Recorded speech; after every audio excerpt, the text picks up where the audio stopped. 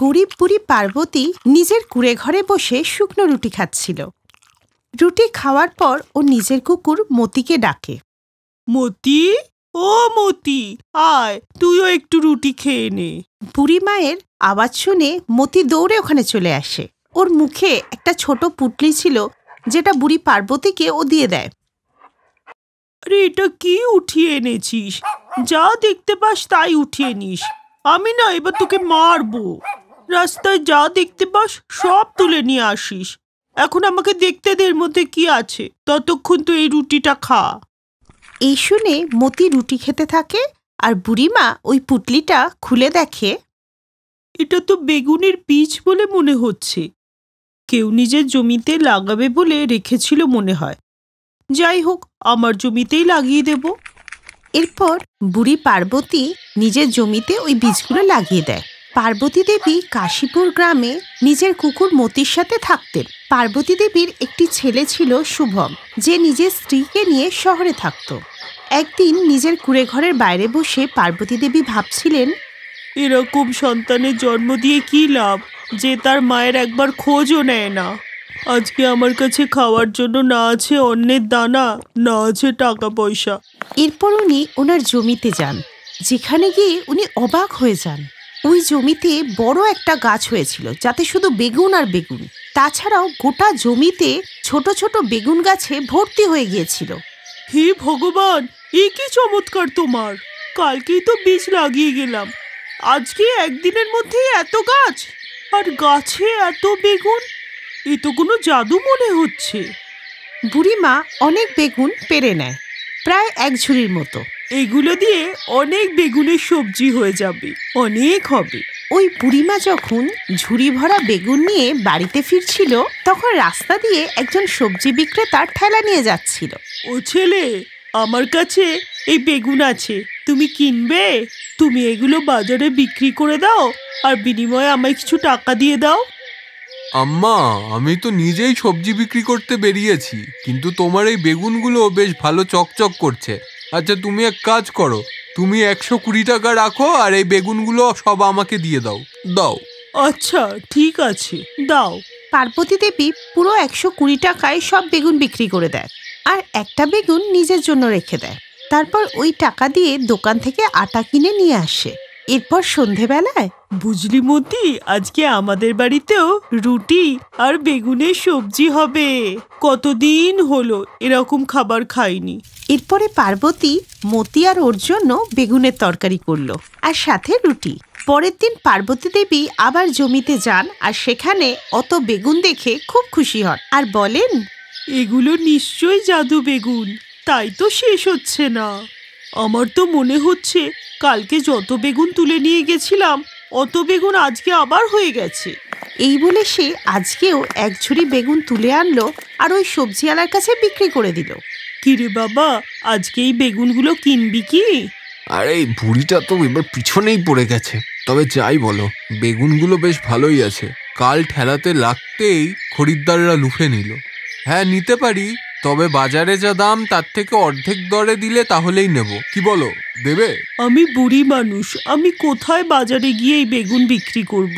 তার থেকে তোর যা দাম দেবার দিয়ে এগুলো নিয়ে যা। ঠিক আছে, তাহলে এই নাও 50 টাকা। টাকাটা হাতে নিয়ে প্রথমে উনি একটু চুপ থাকলেন, তারপর ওটা কপালে ঠেকিয়ে সবজিওয়ালাকে বলল, তোকে অনেক ধন্যবাদ বাবা।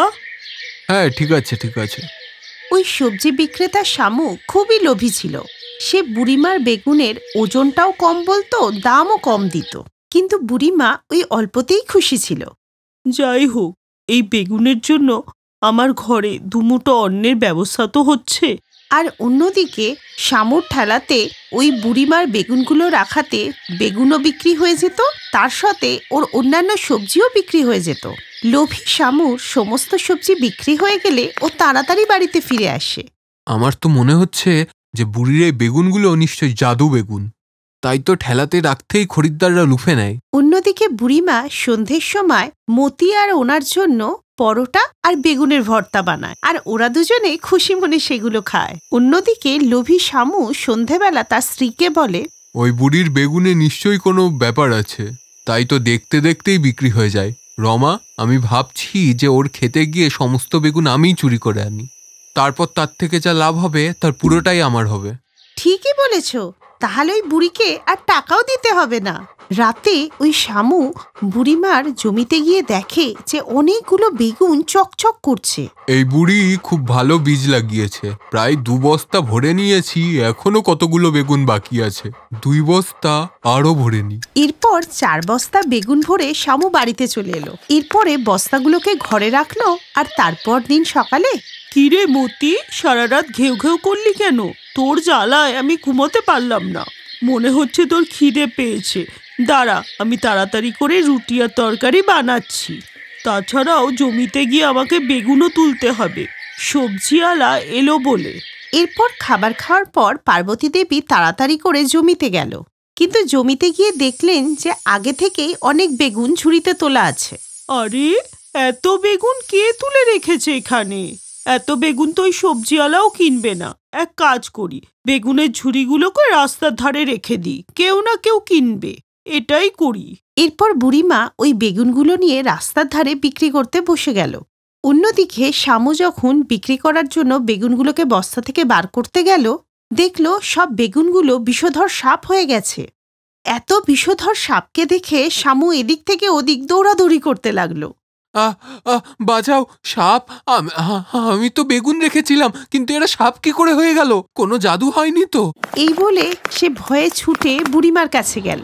অন্যদিকে একটা বড় গাড়ি এসে বুড়িমার কাছে দাঁড়ায়, আর সেখান থেকে এক ভদ্রলোক নেবে ওই চকচকে বেগুন দেখে খুব খুশি হয়, আর 50 টাকা দরে 5 কেজি বেগুন উনি কিনে নেন। এই দেখে অন্যান্য লোকেরাও বুড়িমার কাছে চলে আসে, আর ওনার ভালো বিক্রি হয়। তখনই শামু প্রাণপণে ছুটে এসে সবকিছু বলে। কি বললে?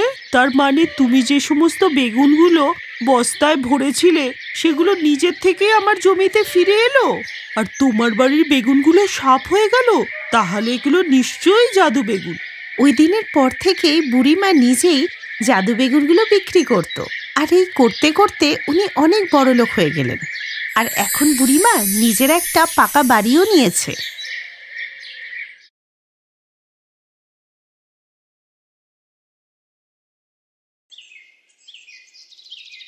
মা, তাড়াতাড়ি করো, দেরি হচ্ছে। হ্যাঁ হ্যাঁ বাবা, আর 10 মিনিট সময় দে, পরোটা রেডি, সবজিটা হচ্ছে। আরে, তাহলে তো অনেক দেরি হয়ে যাবে। তুমি এক কাজ করো, তুমি আমার জন্য ডবল ডিমের অমলেট বানিয়ে দাও। হ্যাঁ হ্যাঁ মা, আমিও অমলেট দিয়েই পরোটা খাবো। ঠিক আছে ঠিক আছে, এখনই বানিয়ে আনছি। এই বলেই কমলা ফ্রিজ থেকে ডিম বার করে ভেঙে সেটা অমলেট বানালো। আর কিছুক্ষণের মধ্যে সে 2 প্লেটে 2 অমলেট বানিয়ে আনলো।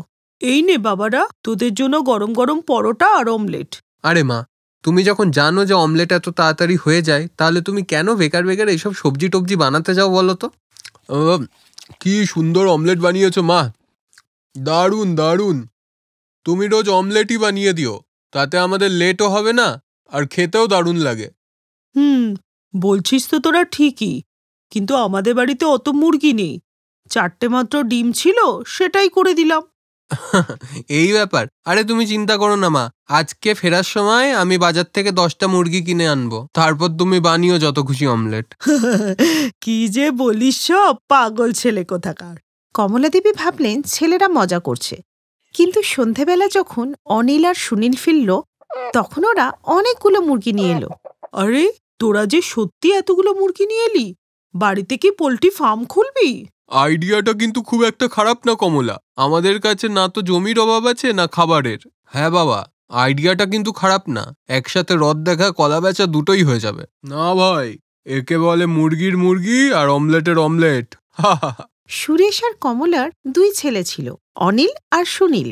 সুরেশের কাছে চাষের অনেক জমি ছিল, আর ওই জমির একপাশেই ওদের বাড়িটা ছিল, আর বাকি জমিতে নানান ফসলের চাষ করা হতো। কিন্তু বাড়িতে এত ফসল থাকা সত্ত্বেও সবাই ডিমের অমলেটই খুব পছন্দ করত। একদিকে যেমন বাড়ির সবারই অমলেট খুব পছন্দের ছিল, অন্যদিকে কমলারও সেটা বানাতে খুব কম সময় লাগতো। তারপর সন্ধেবেলা, মা, ডাল খেতে ভালো লাগছে না। চুপচাপ খেয়ে নে, শরীরের জন্য ডাল খুব ভালো। সে শরীরের জন্য ভালো হলেও আমাদের জিভের জন্য একদম ভালো না। 2টো ডবল ডিমের অমলেট বানিয়ে দাও না মা, যখন বানাচ্ছই যখন, তাহলে আমার জন্যও একটা। কমলা, হ্যাঁ হ্যাঁ, বুঝে গেছি, তোমার জন্য অমলেট করতে হবে, করে দিচ্ছি। কমলার বাড়িতে প্রায় এমনটাই হতো। এরপর ওদের বড় ছেলে সুনীলের বিয়ে হয়ে গেল, আর রঞ্জনা বাড়ির বউ হয়ে চলে এলো। এরপর একদিন, রঞ্জনা, ও রঞ্জনা। নমস্কার মা। বেঁচে থাকো মা, বেঁচে থাকো। তো আজকে তো তোমার প্রথম রান্না, তো কি রাঁধবে ভাবছো? আপনি বলে দিন না মা, আমি তো নিজেই বুঝতে পারছি না যে কি রান্না করব। এই বৌমা, তুমি যেটা ভালো রাঁধতে পারো সেটাই করে ফেলো, এতে এত ভাবনার কি আছে? এরপর নতুন বউ তার প্রথম দিনের রান্না হিসেবে পোলাও, চিলি চিকেন, শাহী পনির, রুটি আর ভাত রান্না করেছিল। সাথে মিষ্টি হিসাবে হালুয়াও বানিয়েছিল। আরে বাহ বাহ বাহ, বৌমা তো অনেক কিছুই বানিয়েছে দেখছি। হ্যাঁ, কিন্তু কি হলো গো, অন্য কিছু খাবে? হ্যাঁ, মানে ডবল ডিমের অমলেট একটা পেলে না খুবই ভালো হতো। হ্যাঁ হ্যাঁ বৌদি, একটা আমার জন্যও বানিয়ে দিও। বৌমা, এক কাজ করো, তুমি যখন বানাচ্ছই তাহলে একটা আমার আর কমলার জন্যও বানিয়ে দিও। এই শুনে রঞ্জনা খুব অবাক হয়ে যায়। ও এত ভালো রান্না করেছে, অথচ কেউ তা মুখেও তুলছে না। কিন্তু নতুন বউ ছিল বলে কিছু বলল না, আর রান্নাঘরে গিয়ে সবার জন্য কষ্ট করে অমলেট বানালো। এরপর সবাই ওর হাতের অমলেট খেয়ে, আহা হা, কি সুন্দর বানিয়েছো বৌমা, দারুণ দারুণ দারুণ দারুণ। আজকের থেকে তুমিই বানাবে অমলেট বৌমা। অমলেট আর রুটি খেয়ে সবাই যে যার ঘরে চলে গেল, আর রঞ্জনা এঁঠো বাসন নিয়ে রান্নাঘরে রাখতে গেল। তখনই হঠাৎ ও কারোর কান্নার আওয়াজ শুনতে পেল। রঞ্জনা দেখলো ওই আওয়াজটা ঘরের বাইরে থেকে আসছে। রঞ্জনা ওই আওয়াজের দিকে এগোতে লাগলো, আর তারপর আওয়াজটা তো মুরগিদের ঘর থেকে আসছে। কিন্তু এ কি করে সম্ভব? রঞ্জনা মুরগির ঘরের দিকে তাকিয়ে দেখলো যে সব মুরগিরা জোরে জোরে কাঁদছে। আর এই দেখে রঞ্জনা যে বিশ্বাসই করতে পারছিল না। হে ভগবান, এ আমি কি দেখছি? মুরগিরা মানুষের মতো কাঁদছে। তুমি কি আমাদের কান্না শুনতে পাচ্ছ? হ্যাঁ হ্যাঁ, আমি তো তোমাদের শুনতে পাচ্ছি, কিন্তু তোমরা কাঁদছো কেন? আর তোমরা কিভাবে কথা বলছো? তোমার শ্বশুর বাড়ির লোকেরাই আমাদের দুঃখের কারণ। তোমার স্বামী, দেওরা, শ্বশুর শাশুড়ি। কি? কিন্তু ওরা তোমাদের কি করেছে? আমি তো দেখলাম ওরা খুব যত্নেই রেখেছে। হ্যাঁ, আমাদের খেয়ালটা রাখে, কিন্তু এই রাক্ষসরা আমাদের একটা ডিমও ছাড়ে না। আমরা ডিম দেওয়া মাত্রই তোমার শাশুড়ি বাটি নিয়ে চলে আসে ডিম চুরি করতে। গোটা দুনিয়ায় একদিনে এত অমলেট খাওয়া হয় না, কেন তোমার শ্বশুর বাড়ির লোকেরা একদিনে খেয়ে নেয়? পৃথিবীতে তো কত কিছু আছে খাওয়ার, কিন্তু তোমার শ্বশুর বাড়ির লোকেরা শুধু অমলেটই খায়। সারাদিন শুধু অমলেট আর অমলেট। এরা মানুষ না রাক্ষস। ব্যাস, অনেক হয়ে গেছে। তুমি আমার সামনে আমার শ্বশুর বাড়ির নিন্দা করতে পারো না। সরি, রাক্ষস না, পেটুক বললে চলবে তো? তুমি প্লিজ ওদেরকে বোঝাও যাতে ওরা মাঝে মধ্যে দু একটা ডিম ছেড়ে দেয়, যাতে আমি আমাদের সন্তানকে দেখতে পারি। তোমার শাশুড়ি তো ভীষ্ম প্রতিজ্ঞা করেছে যে সংসারের সব ডিম খেয়ে নেবে, কিন্তু তোমাকে দেখে মনে হচ্ছে তুমি ওদের মতো নও। তাই তুমি আমাদের সাহায্য করো, আর তুমি বাজে অমলেট বানাও যাতে ওরা খেতেই না পারে। কিন্তু এমনটা করলে যে আমাকে সবাই বকবে। একটা মায়ের কষ্ট বুঝতে পারে। যখন তুমি ডিম দেবে তখন তুমি বুঝতে পারবে। আরে বোকা, ও কেন ডিম দিতে যাবে? সরি, মানে আমি বলতে চাইছিলাম, যখন তুমি মা হবে তখন তোমার কাছ থেকে যদি সন্তানকে কেউ নিয়ে নেয়, তোমার কেমন লাগবে? ঠিক আছে, আমি কিছু করছি। রঞ্জনার মুরগিদের ওপর মায়া হলো, তাই সে অমলেট বানাতে গিয়ে কোনোদিন নুন বেশি দিয়ে দিত, বা কোনোদিন ঝাল। কে জঘন্য খেতে, মনে হচ্ছে ডিমগুলোই পচে গেছে। আজকের পরে আমি আর কোনোদিন অমলেট খাবোই না। ছি ছি, কি জঘন্য। হ্যাঁ বাবা, আমিও খাবো না আজকের পরে। পুরো মুখটাই খারাপ করে দিল।